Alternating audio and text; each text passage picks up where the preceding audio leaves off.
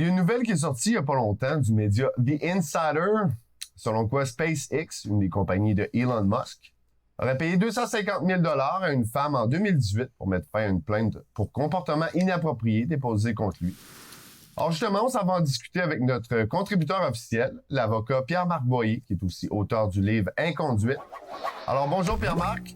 Bonjour Jesse. Comment ça va? Qu'est-ce que tu fais là, dude? Ça va bien. Sauve-toi! Pour être sûr, je sais que t'as quand même suivi Mais ça. non, Bon, mais c'est non, quand mais même va quelque pas chose là! Qu'est-ce que c'est ça? on sait que c'est quand même gros Dude! ce qui se passe avec Elon Musk en ce moment. Puis là, il y a ça qui sort. Tant qu'à moi, c'était assez prévisible qu'elle allait avoir un succès on va comme ça. l'oublier que t'es passé! Ton opinion là-dessus? Ben, on voit là qu'on est en ce moment dans une guerre un petit peu entre la gauche et la droite par rapport à la liberté d'expression. Je le connais pas, je sais pas c'est qui Pierre-Marc On l'a vu depuis 2 ans. Il y a énormément de censure là, sur ce qu'on appelle les GAFA, là, Google, Amazon, Facebook, Apple, Twitter également. Ouais. Et Elon Musk, lui, qui se dit le champion de la liberté d'expression, veut, en fait, c'est son intention de racheter le média social. Il l'a fait déjà, mais là, il l'a suspendu pour des raisons un petit peu obscures là, par rapport aux faux comptes, etc. Mais puis même, il y a des gens qui vont un petit peu douter des intentions d'Elon Musk, mais quoi qu'il en soit, peu importe de quel côté il se situe, on voit là que, par rapport à MeToo, comme je le disais l'autre fois, ce qui est convenu d'appeler le mouvement MeToo depuis 2017, qui n'a pas vraiment perdu de sa force, en fait. Là, régulièrement, on voit des allégations d'agression contre des personnes influentes dans la société. Mais parce que ça arrive quand même en même temps que le rachat de Twitter, justement. C'est le moment où ça arrive. Mais tout rachat de Twitter, Elon Musk. C'est tellement louche. Évidemment, comme juriste, moi, je peux pas présumer. J'ai de la misère à présumer de la bonne foi de la plaignante dans ce dossier-là. De la mauvaise foi ou de la bonne foi, en fait, plutôt, là, excusez, de la plaignante. Mais donc, on va se garder une réserve par rapport à ça. Il faut, justice va suivre son cours. Effectivement, il y a des gestes qui se sont passés qui étaient illégaux. Ouais. Mais on s'entend que le moment est plutôt spécial. Je pense que, et j'avais pas eu le temps d'en parler dans ma dernière chronique, Jesse, mais en fait, qu'est-ce que c'est devenu que MeToo? Qu'est-ce que c'est devenu? Est-ce que c'est vraiment ce qui est convenu d'appeler un mouvement pour la protection des personnes vulnérables, des victimes d'agressions sexuelles? Ou est-ce que c'est plutôt une mesure de contrôle social pour que le régime puisse, de temps en temps, là, attaquer les opposants au régime, comme Elon Musk. C'est des gens qui sont embarrassants pour eux de leur chemin, autrement dit. Là. OK! Parce que Elon Musk, bien qu'il soit une fausse poursuite. C'est quand même un opposant au narratif politico-médiatique actuellement. C'est quelqu'un qui conteste, on l'a vu contester la légitimité des mesures sanitaires. Même, il s'était prononcé un petit peu pour le libre choix contre pour la vaccination, etc. Donc, on voit que c'est quelqu'un qui tombe pas du tout dans le narratif. Et évidemment, là, tout à coup, parce qu'il rachète Twitter, et Twitter qui est un nid je veux dire comme ça, de gens qui sont affiliés à la gauche radicale. Ben oui, puis c'est l'incubateur c'est l'incubateur de la gauche radicale. Surtout aux États-Unis se passe là-dessus, là, donc c'est gros, là. Ben, donc, je reviens à ce que je dis. Est-ce que c'est vraiment... je l'avais jamais entendu ça. De protéger les victimes d'agressions sexuelles ou c'est une façon d'attaquer les opposants au régime? Moi, je me souviens d'une nouvelle, Jesse, qui est passée en 2018 dans le journal qui expliquait que suite à la vague de dénonciations qu'il y avait eu au début, on se souvient là, de l'automne, avant l'automne 2017, quand tout ça va commencer, suite à ça, à Wall Street, dans les hautes sphères de la finance, les jeunes femmes avaient énormément de difficultés à se trouver un stage auprès de mentors hommes qui sont, on le sait, très majoritaires dans le milieu de la finance à Wall Street. Pourquoi? Parce que les hommes se disaient, moi, dans ce climat de terreur-là, où est-ce que n'importe quel geste peut être prêté flanc à une plainte pour agression sexuelle. Moi, je ne prendrais pas le risque d'engager une jeune femme. Donc, c'est trop risqué. Alors, on voit que ça... C'est plate tant que ça soit vu de même, mais c'est que, bon, c'est ça. Bon, puis c'est pas qu'il n'y a pas eu il y en a pas eu nécessairement d'agression ou de comportement inapproprié, mais il y a eu des dérapages, là. Il y a eu des cas que c'était même pas, il y avait même pas de preuves ou quoi que ce soit. Donc, on peut comprendre qu'il y a une certaine réticence, là, en tout cas, de la part de ces gens-là. Entrevue choc. Après avoir vu ce qui s'est passé. Après avoir vu, ça revient souvent. Après qu'on ait vu, ça veut dire mon expérience personnelle est bien en masse. Qui sert les intérêts de personne, mais qui sert les intérêts du régime parce qu'on va attaquer les personnes qui s'opposent au narratif. Et c'est tellement évident. J'ai un sandwich gratuit. Musk rachète Twitter et là, boum, une plainte pour agression. Je veux dire, ce n'est plus subtil du tout. Là. Je veux dire, le cirque, la pièce de théâtre devient tellement burlesque, c'en est pathétique. Et ce qui est encore plus... On check ça pas mal à chaque semaine. Ce qui illustre ça de façon encore plus, à mon avis, frappante, c'est le fait que Marc Boyer, certaines autres personnes qui ont les riches banquiers l'ont pas facile sentir indemnes. Parce qu'il y a des madames qui plaignent Hunter Biden, avec ce qui s'est passé en Chine, puis on le sait tout, là, sur son laptop, etc. Imagine si le fils de Trump avait été dans une affaire comme ça aurait été, ça aurait été mis de l'avant, ça aurait été une catastrophe, ça aurait été, puis là, vois-tu, Hunter Biden... Le Trump, il est neutre. Absolument, il le dit, je n'allais même pas jusque-là, prenons juste l'exemple de Joe Biden, qui, on le sait, c'est une espèce de vieux gâteux, qui, finalement, de vieux personnages très... qui a des comportements inappropriés avec... la reine Martin qui est encore là, je suis d'accord avec ça. C'est un taponneux. C'est un taponneux, mais pas juste taponneux. On le voit, là, il y a à qui mieux, il embrasse n'importe qui dans les conférences de presse, etc. Devant les caméras, il s'en fout un peu. Et, ça fait 70 ans que les politiciens ils ont de la bobine en masse du vieux monsieur qui pose avec des madames. On décide de mettre les projecteurs sur telle ou telle personne. On met de l'avant, on va dire, on fais exactement ça. T'es exactement en train de faire ce que tu dis. Et ceux qu'on veut, continuer leur chemin normalement parce qu'ils font, on va dire, l'affaire du régime, mais là, on les laisse tranquilles. C'est devenu tellement évident, un peu comme des accusations d'hérésie au Moyen-Âge ou quoi que ce soit. On accuse quelqu'un d'hérésie. Pareil comme les accusations d'hérésie au Moyen-Âge. Peu subtil, tellement pathétique. Je pense que le jeu est... non. Je pense que les gens commencent à comprendre là, ce jeu-là. Les gens, on voit des gens qui le timing, comme on disait, là, que, dans lequel tout ça se passe. Puis, je voulais savoir, est-ce que ça a été sorti? Est-ce que la personne, la femme en question, est-ce que c'est anonyme ou est-ce qu'on sait c'est qui? Ou... Ben, exactement. Donc, ça, c'est un autre point important. Le nom n'a pas sorti parce que dans les allégations, quand il y a des allégations comme ça, généralement, le nom ne sort pas. Mais lui, M. Musk, peut-être qu'il connaît le nom de la personne parce qu'évidemment, il a donné de l'argent.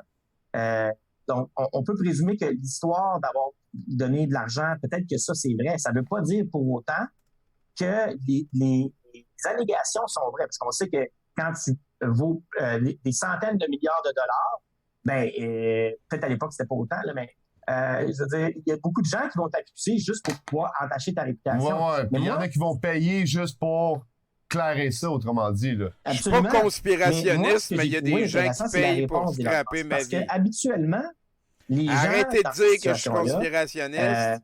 Vont se recroqueviller dans une espèce de posture de culpabilité ou à tout le moins dans le silence, parce qu'on le sait, on l'a parlé l'autre fois, là, Jesse, le fait de vouloir se défendre, souvent, creuse ta tombe. Exactement, ouais. Exactement, mais lui, c'est pas ça qu'il dit. Alors, c'est très frondeur de la part de M. Musk, qui dit « Je mets au défi cette menteuse qui dit que son ami m'a vu. Citez-moi une seule chose, n'importe quoi, cicatrice, tatouage, qui ne soit pas connu publiquement. Elle ne pourra pas le faire, car cela n'est jamais arrivé. » Et c'est très... Non, ce que lui vient de dire, c'est complotiste. qu'on voit habituellement par les hommes qui sont... Il dit, il y a du monde qui paye pour me nuire, moi, personnellement. Puis de l'autre côté, il chiale que le monde le traite de complotiste. En fait, il veut affronter les faits, veut se défendre, tout simplement. Encore une fois, on présume de rien, on présume pas que c'est arrivé, on présume pas que c'est pas arrivé. Mais je trouve que la réponse concorde avec toute l'espèce de timing dont on a parlé tantôt. Et il y a une autre nouvelle aussi qui est sortie. C'est de la merde dans sacrément ta chronique. Oui, on s'en va plus au Québec, là, je pense. Ben oui, encore une fois, dans moi la aussi, je suis là. L'Université du Québec en Abitibi-Témiscamingue. C'est chez nous. Et ça, là, je suis désolé, mais j'ai pas pu m'empêcher un peu de froncer les sourcils, ou on va dire, en voyant cette nouvelle-là, parce que l'Université du Québec en Abitibi-Témiscamingue qui annule un don de 500 000 $. Bravo. Mais en fait, là, je pense qu'ils veulent aller devant les tribunaux pour annuler ça. Je sais pas, ça a-tu été annulé déjà? Ou... Ben, ils veulent, en fait, ils annulent, je dis qu'ils annulent, c'est dans leurs intentions d'annuler ça parce que, bon, il semble que ce sera pas aussi évident que ça parce qu'ils veulent retourner le don, mais ils sont peut-être pas légalement en position de le faire. Mais il y a un poids lourd du milieu milieu québécois, M. Brian Coates, qui est accusé, encore une fois, il y a des allégations contre lui. Encore une fois, je le répète, là, c'est toujours des allégations. Il n'y a rien de prouvé encore. Ce sont des allégations qu'à l'occasion d'un souper... Il y a deux madames de l'université. À l'université, il aurait posé des gestes à caractère sexuel, on dit non sollicités, envers les jeunes femmes. Mais moi, ce qui me fascine là-dedans, Jesse, c'est que là, lui, il a fait ce don-là de 500 000 $. Et là, l'université, suite à ces allégations-là, alors, là, tout de suite, on va pas au fond des choses, on se limite aux allégations et on veut faire annuler le don. Mais est-ce qu'il y a eu une audition impartiale? On ira faire le procès, on verra après. Est-ce qu'on donne l'opportunité à la personne qui est accusée? De quoi t'es en train de spinner? Voyons, Clavio, Colis! T'avais réglé ça, ton problème d'être épais en public. Faire un don, faire une demande d'annulation du don. Mais ils peuvent pas faire ce qu'ils veulent. Moi, ce que je trouve fascinant là-dedans, on parle de 500 000 $. Donc, c'est de l'argent. A tellement peur d'être associé à quelqu'un. T'étais pas pour souverain, liberté de choisir. Il n'y a rien de prouvé encore. Qu'on prend les devants, on est plus woke que woke, plus blanc que blanc. Ah non, c'est très woke. Mais on a deux employés de l'université qui disent avoir été malmenés par le monsieur. On dit on veut rien avoir à faire avec lui, reprends ton argent, va t'en chevaux en attendant le reste. C'est ça, c'est qu'on est woke. On parle de simples allégations. Alors, de simples allégations, ça se passe en Abitibi. C'est même pas ce qui se passe. Il connaît rien du contexte. Il connaît personne d'impliqué. C'est de l'argent. Vous n'avez pas besoin, là, tu sais. Et moi, ce que je trouve aussi fascinant, là, parce que allons plus loin, creusons on parle que ce qui lui est reproché, c'est des gestes de violence à caractère sexuel. Mais ça fait référence. Il y en a question dans l'article qui en traite. Ça fait référence à une politique de l'université qui s'appelle la politique visant à prévenir et traiter les violences à caractère sexuel. Mais qu'est-ce qui est inclus, Jesse, là-dedans? Qu'est-ce qui est inclus dans les violences à caractère sexuel? Qu'est-ce que ça sous-entend exactement? Là? En fait, ce qui est inclus là-dedans, on parle d'agression sexuelle. Ça, c'est, j'imagine, l'agression sexuelle à partir du code criminel. Hey, les deux hosties de restants en troisième but, sont en train d'essayer de comprendre. Non désiré. Ils ont lu 3 lignes d'un entrefilet d'un article, quelque chose qui se passe à 8 heures en genre, puis ils connaissent ça. Des propositions insistantes à caractère sexuel non désiré. Ouais. Et là, c'est là qu'on ouvre la porte un petit peu, que ça devient une zone grise. Qu'est-ce que c'est qu'une proposition insistante à caractère sexuel non désiré? Et entre toi puis moi, Jesse, ça, c'est absolument fabuleux. Est-ce que tu as déjà vu une proposition? Le point, c'est le show. C'est quoi qui se passe, les gars? Que je savais d'avance qu'il était quoi? Une proposition à caractère sexuel, on va dire à une personne point, c'est le show, qui ne t'est pas connue. C'est comme incel. Est-ce que tu as déjà vu une proposition insistante d'un inconnu à une autre ou d'une personne qui vient de connaître une autre personne? Mais c'est pas parce que lui, il l'a pas vu. On a déjà prouvé que son sens de la vue, c'était banane plus 2. Une proposition insistante à caractère sexuel non désiré. Comment je fais, moi, pour savoir à l'avance que c'est désiré? Donc, c'est comme on dit des avances non sollicitées. C'est ça. C'est rare. Tu as le droit de faire un move. Si la madame dit non, t'arrêtes. Je pense que ça tombe sous le sens, mais c'est là le bon. Non, il n'est pas avocat, il est auteur, puis il reste. Les dés sont pipés d'avance, là. Je veux dire, les dés sont pipés d'avance, pauvre homme. Fait une proposition en caractère sexuel. Pauvre banquier riche. C'est pas sollicité d'avance par la personne qui les reçoit. Donc, tu sais, je dis pas que dans ce dossier-là, encore une fois, je dis pas que Chantal. C'est évident que ce monsieur-là est innocent quoi que ce soit. Il a peut-être effectivement commis des gestes qui sont inacceptables. En attendant de démontrer ça. De l'agression sexuelle au sein du code criminel, cependant. Mais plus dans le domaine de l'inconduite. C'est calme. L'important. Hostie de calice. Hey, check, là, muffin puis pâtisserie, là, les gars. Il y a 2 madames qui travaillent à l'université qui parlent, tu sais, ils parlent avec leur boss, Puis ils disent, il nous est arrivé ça. Ah oui, tu sais, c'est quoi de prendre le bord encore du pauvre riche monsieur qui voulait juste pouvoir tripoter des madames en donnant 500 000 $ à leur boss? Pauvre vieux monsieur riche!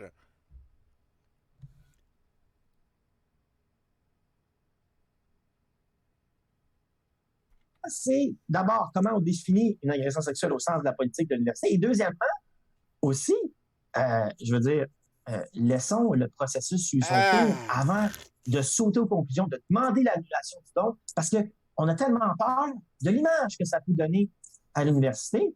Mais moi, je dirais... Merci, Sabertooth. Parce que c'est comme si tout le monde, dans ce cas-ci, obéit à un diktat de la peur. L'université dit on va demander l'annulation du don. Mais qui? Moi, je connais pas ça, Zalclo. J'encourage personne à flaguer rien qui ne regarde pas, mais là, on est en train de le regarder. Qui adhère à ce narratif-là, qui dit oui, je trouve ça cave en sacrament. Avant que. Je trouve ça cave de victimologie, charisme. Mais il y en a combien dans la population qui adhèrent à ce inutile dans la discussion. C'est pas de tes affaires. Ça manque de respect total pour les victimes. On s'en calisse de 500 000 $. Ferme ta gueule. Va finir de prendre ta douche. C'est quoi, tu en robe de chambre? On fera le débat à ce moment-là, devrait demander l'annulation du don. Mais on n'est pas là-dedans. On est dans un espèce de climat de peur, dans un climat où l'université a peur d'être associée à une personne qui a simplement fait l'objet d'allégations, sans même qu'on soit allé au bout du processus. Tu le sais pas. Et moi, c'est il y a deux des employés de l'université qui ont été maltraînés. On est dans une espèce de climat de terreur. Tout de climat de terreur c'est simplement empêche les vieux monsieur de quoi ça a l'air. De tripoter les madames. C'est pas une société de quoi? C'est pas une société de raison. Dans une société de droit et de raison, on devrait pouvoir tripoter les madames. Mais moi, j'ai confiance dans mon processus. J'ai confiance dans mon processus judiciaire. Que la madame a compris. Selon les instincts, je n'agis pas en vertu de la peur et en vertu de la simple rectitude politique. Mais on l'a vu, Jesse, depuis des ans. C'est pas la raison qui nous mène. C'est les émotions. C'est la peur, notamment, oui. La peur. Absolument. La peur, ça nous fait faire des affaires. Comment qu'il disait ça, Arruda, qui n'ont pas d'esti de bon sens? Ben, c'est ça. Hein? Mais, j'allais dire, il fait partie des gens qui ont fait des choses qui n'ont pas... Non, tout à fait, non. Mais c'est ça. Et allons plus loin. Je pourrais aller chialer sur Arruda, mais là, je chiale sur des affaires qui ne me concernent pas. Un élément qui, je pense, qui est intéressant aussi, là, on dit, on parlait de c'est quoi la définition d'un complotiste, c'est quoi la définition d'une théorie du complot. Le mouvement c'est quelqu'un qui pense qu'il y a du monde qui ne connaît pas, qui essaie de lui vouloir du mal directement. Qu'est-ce qu'on soumet comme théorie? C'est qu'il y a, c'est ça qui est, je pense que c'est le fondement de tout ça, c'est qu'on dit il y a un système finalement d'abus de personnes par les personnes en autorité, surtout auprès de jeunes femmes, par exemple à Hollywood. Bon. Donc, c'est un système, c'est un problème systémique. On parlait même dans certains cas d'une secte à Hollywood où est-ce que les femmes se font... Sacrément, le gars, c'est un accident verbal. Mais tout ça, là, moi, si je suis un opposant... Ça fait une demi-heure qu'il monologue sur des... Je vais dire... On pourrait dire, c'est une théorie du complot. Parce qu'il y a un complot contre les femmes. Banquier, il y a un complot contre les femmes en situation de pouvoir. Les banquiers à Wall Street voulaient avoir des assistantes féminines, mais là, ils ont peur. Fait qu'ils arrêtent. En fait, si tu es... Et je ne remets pas en question du tout le fait qu'il y a d'accord avec ça, Bobby. Des abus comme ça qui se passent. Mais là où je veux en venir, c'est que quand il y a des gens qui vont... protester contre un système, ça peut être aussi le racisme systémique. On parle de racisme systémique. Mais quand tu es du côté des médias et que tu veux, favoriser ce narratif-là, bingo. Tu diras pas que c'est une théorie du complot. Là, tu vas dire, oui, il y a un racisme systémique ou il y a un abus systémique des jeunes femmes à Wall Street ou Hollywood. Mais quand tu es du côté de ceux qui veulent... Quand tu es du côté des médias et des politiciens qui ne veulent pas donner de l'attention, par exemple, aux opposants aux mesures sanitaires ou à la vaccination obligatoire, là, tu vas dire que c'est une théorie du complot. Pourtant, on voit que dans le cas, par exemple, des mesures sanitaires, ça a été, n'importe quoi de A à Z, ça a été des mesures purement politiques, mais dès le début, on a accusé les gens qui s'opposaient à ça d'être des complotistes. Mais si moi, si moi, je suis du côté des médias et je dis, OK, ce narratif-là, je veux être en faveur de ça, mais on ne dira pas c'est les complotistes. Comme on ne dit pas c'est les complotistes des femmes qui s'opposaient, qui ont été instigatrices du mouvement et tout. Donc, mon point, c'est de dire à chacun sa théorie du complot. On va définir une théorie du complot, on va accoler l'étiquette de complotiste aux gens qui dénoncent des systèmes, qui dénoncent des situations, mais seulement quand ces gens-là vont à l'encontre du narratif qui est proposé par la tabarnak. Écoute, merci beaucoup pour cette analyse, ma foi, très pertinente. Qui se fait pas assez sucer, ce gars-là. C'est un plaisir. Je sais que t'es vraiment dans le jus avec ton travail. Je vais te laisser aller là-dessus, mais on s'en reparle très bientôt, puis on va suivre le dossier, ça c'est sûr. J'ai hâte de voir ce qui va se passer avec Elon Musk et toute cette histoire-là, d'ailleurs. Ah oui, pauvre Elon Musk qui était... Merci. Qui avait... Ouais, je comprends. Pauvre Elon Musk. À la dernière édition, vous avez demandé si, selon vous, le résultat des dernières élections américaines était légitime. Alors, je vous avouerai que la majorité des répondants semblaient croire que non. C'était pas legit, cette histoire-là. Intéressant. C'est pour ça que vous avez parlé de ça. Intéressant. Ben oui. Ben c'est oui. Alors, je vais vous en lire quelques-uns, juste pour le fun. Donc, il y a Louise Girard qui a répondu non. Les votes ont été falsifiés et truqués au départ. Un coup monté en somme, tout avait été planifié d'avance et malheureusement, Donald Trump ne s'est douté de rien. Il a fait confiance aux organisateurs. Alors ici au Québec, cela fait peur. Immensément peur. Pourquoi? C'est vrai que ça peut donner un petit peu froid dans le dos. Pourquoi? Quoi qui fait peur? Louise? Le fait qu'elle hallucine des cochonneries. Le commentaire de Vincent Moffett qui disait « Bonne question, il y a eu effectivement 2-3 trucs louches qui se sont passés, mais c'est pratiquement impossible à vérifier. » Anyway, la plupart des gens ne s'informent pas sur les plateformes électorales des partis et votent plus souvent contre quelqu'un que pour des idées. Bon point, mon cher Vincent, bon point. Et puis cette semaine, maintenant, on enchaîne avec la réflexion suivante. Vous allez voir, elle est particulière, celle-là. Donc, si vous pouviez dire une chose par télépathie à toute la planète, à tout le monde sur la planète, ça serait quoi? Ferme donc ta câlisse de gueule. Moi, perso, je pense que ça serait quelque chose comme « On lâche pas patate » ou de quoi de même. Oh, sinon, j'essaierais de trouver une bonne blague, vraiment solide, histoire que tout le monde rie un bon coup. Ça serait pas pire. Ça, je l'aime. C'est la première fois que je l'aime. C'est pas ma réponse qu'on veut connaître, c'est la vôtre. Donc, il faut aller répondre à la réflexion de la semaine directement via la page Facebook du show. Je pense pas. Déjà hier, je pense qu'ils m'ont bloqué. J'ai bien hâte de lire vos réponses. Partout. Je suis trop une vedette. Alors voilà, c'est tout pour aujourd'hui, les amigos. Hey, va-t'en. On se voit en coulisses la semaine prochaine, OK? Hey, c'était cave en tabarnak. C'est, je pense que c'était le plus cave de tous les points chauds à date. Pierre-Marc Boyer qui est venu nous rappeler les pauvres banquiers riches pouvaient plus tripoter comme on voulait. Hey, c'est calice. J'ai dit, je pense qu'ils m'ont bloqué, mais ouais, je pense que...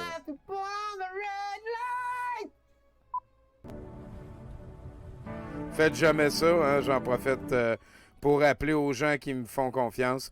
Ne mettez jamais à la fin de quelque création que vous faites des bloopers. Faites pas ça. Faites pas ça. Vous méritez mieux, on mérite mieux, tout le monde mérite mieux. À moins que vous soyez Jackie Chan. Quelle soirée! Quelle soirée! 3h06 du matin. J'ai pas l'impression que j'ai montré des affaires que ça n'avait pas rapport que je les montre. Tout ce qu'on a vu à soir, moi je trouve que c'était cool, genre. Fait que je sais pas ce qui est. À un moment donné, il va falloir que je me couche plus autour de minuit qu'autour de 3h30 du matin. Très belle soirée encore une fois. Merci infiniment à Bruno, très bon chum, et, qui est venu passer une partie de la soirée avec nous. Merci à Martin de Ménage du Dimanche qui a fait la patente-là. Je vous rappelle que le show en archive existe pour les gens qui cotent pour le Patreon de douteux.org et celui du crachoir. Je vais voir qu'est-ce qui se passe. Est-ce que... Ah, ben non, ils ont l'air d'avoir quitté. On va aller voir Raspberry de bord, la très sympathique jeune femme. Ça a été quand même assez capoté. Je vous rappelle que demain, pour l'Addendum, on reçoit Sébastien Savard qui va nous parler des débuts des jeux de rôle de table. Ça avait été très, très, très intéressant. La dernière fois, quand il est passé, on avait vu la panique satanique autour de Donjons et Dragons dans les années 80. J'ai très, très hâte de voir ce qu'il nous a préparé. Il est très motivé, Sébastien. C'est tout le temps plaisant de le recevoir ici. Sinon, il va y avoir Jason Selected aussi. Au travers de tout ça, on va sûrement écouter l'entrevue d'Alexis avec Mike Flynn. Probablement qu'il va y avoir une version française. Je sais pas. Je la mettrai à la fin du show au cas où, s'il est juste en anglais. Et sinon, je veux aussi écouter le 48 minutes d'Amalega qui fait la paix, on pourrait dire. Qui fait un wrap-up, un post-mortem de leur aventure de fin de semaine. Une LMM qui m'a brassé vraiment à des endroits que c'est... Merci Suburban. Bon dodo à tout le monde. Patricia, tout le monde. Merci d'avoir été là. On se revoit dans pas longtemps, on peut dire ça comme ça. Je pense que c'est un des plus longs ever. Là. Le plus long, me semble, ça avait été celui du convoi. Puis on avait fini vers 3h20 du matin. Là. Si Amalega vire pas en secte, je connais rien à la vie. Mais je pense qu'il est déjà viré en secte. Amalega est déjà viré en secte. C'est ça qui se passe. Là. Ses suiveurs ont payé son loyer, puis le reste. On va espérer que le monde va finir par décrocher un jour. Passez une bonne fin de soirée, tout le monde. C'est un véritable plaisir de passer ça avec vous. J'aime beaucoup ça, explorer la sauce. Puis là, je peux le faire en public. Faites attention à vous autres. Faites attention aux personnes que vous connaissez pas aussi. Bye.